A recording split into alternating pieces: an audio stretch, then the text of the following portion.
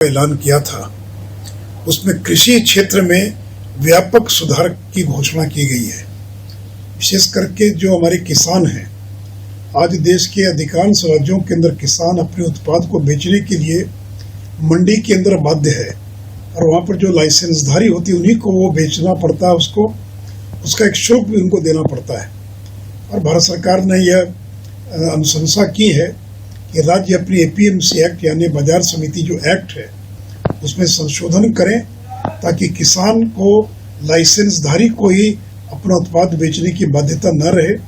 वो जिसको चाहे, जहां चाहे और जिस कीमत पर चाहे बिना शुल्क के अपना उत्पाद बेच सकता है। तो मित्रों, मुझे बताते हुए प्रसन्नता हो रही कि बिहार देश का पहला राज्य है जिसने आज से करीब 14 साल पहले जो बाजार समिति एक्ट था, जिसको एपीएमसी एक्ट के नाम से जाना जाता है, हम लोगों ने राजद कांग्रेस के भारी विरोध के बावजूद बिहार के अंदर बाजार समिति कानून को ही खत्म कर दिया था और जिससे हम लोगों को 70 करोड़ की आमदनी होती थी, उसके बावजूद हम लोगों ने एपीएमसी एक्ट को समाप्त किया।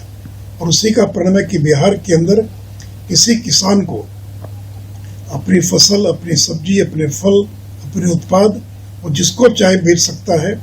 किसी लाइसेंसधारी को बेचने की बाध्यता नहीं है, ताकि कोई बाजार समिति शुल्क भी उसको देने की आवश्यकता नहीं है। इसलिए हम लोगों ने भारत सरकार को ये कहा है कि बिहार ने तो ये पहले ही इसको लागू कर दिया है। और मित्रों, इसी का परिणाम है कि आज बिहार में आईटीसी जैसी कंपनी ये बिहार में 1 लाख मैट्रिक टन गेहूं की खरीद कर रही है और इस कोरोना संक्रमण के दौरान, लॉकडाउन के दौरान भी 20,000 मैट्रिक टन गेहूं की खरीद कर चुकी है। उसी प्रकार आर्या नाम का एक ऑर्गेनाइजेशन, एक संगठन है, एक कंपनी है जो बिहार के अंदर और लोगों से धान और अनेक चीज़ों की खरीद कर रही है। एर्गोस नाम की कंपनी है। इस कंपनी ने बिहार में 69 अपने गोदाम बनाए हैं, वेयर हाउसेज, जहाँ करीब 38,000 मैट्रिक टन अनाज का भंडारण किसान कर सकते हैं। आधे दर्जन से ज़्यादा कंपनियां बिहार के अंदर हैं जो सीधे बाजार में जाकर किसानों की सब्जियां, किसानों के उत्पाद, धान, गेहूं, ये सीधे किसानों से खरीद रहे हैं। तो बिहार के अंदर किसी प्रकार की कोई रोक नहीं है। यहाँ तक कि जीविका समूह से जुड़े हुए जो फार्मर प्रोड्यूसर ऑर्गेनाइजेशन हैं वो लोग भी करोड़ों का व्यापार कर रहे हैं।